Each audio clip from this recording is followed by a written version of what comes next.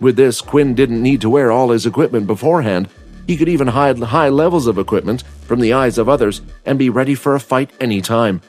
With the new equipment all set up and ready, Quinn was itching to test it out, and he knew the perfect place to test it: the VR game. When Quinn entered the room, Vorden was already inside on his bed relaxing. "Actually, something has been really bugging me about the whole Peter situation. It's obvious someone asked him to do it, right?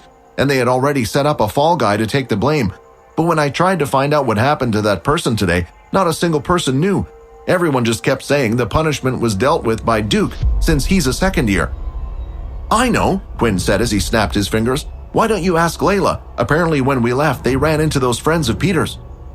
"Quinn, you do know me and her don't get on, right?" "Well, I know you're going to have to. We have the expedition next week." "You're not actually going to try to become friends with her, are you?" Rayton asked. "Just kill her and then he doesn't have to choose. We are his best friend. Done. Deal and off."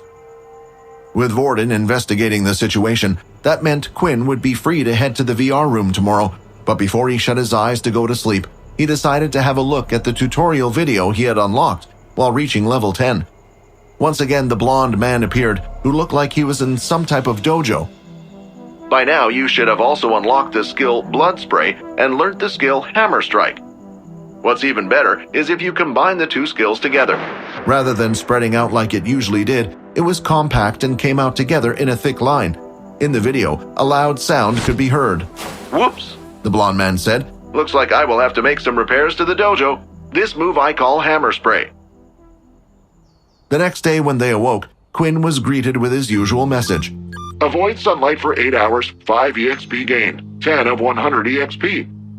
Quinn was glad that after he evolved, his EXP points seemed to have reset.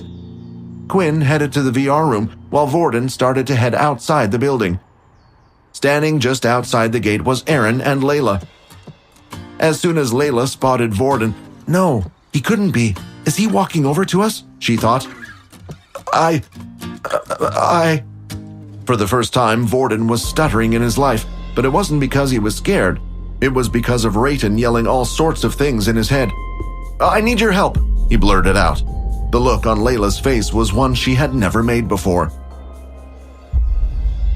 Finally, Quinn had arrived at the VR center and went up to the counter. It was early in the morning, so there weren't a lot of people around yet. Besides, people didn't usually want to spend their weekends playing a game all day. He looked around and then, when no one was looking, opened up his dimensional void to pull out his boots and gauntlets. He placed them both in the scanner, and when the process was finished, proceeded to put them away back in his dimensional void again. "Welcome, Blood Evolver." After entering the pod, he was transported to the blank white space. He tried to use his shadow abilities just as he had done his blood abilities. However, this time they did not work. Want to watch more episodes of my vampire system? Follow Pocket FM Fantasy Chronicles. You can watch the next episode here in the playlist.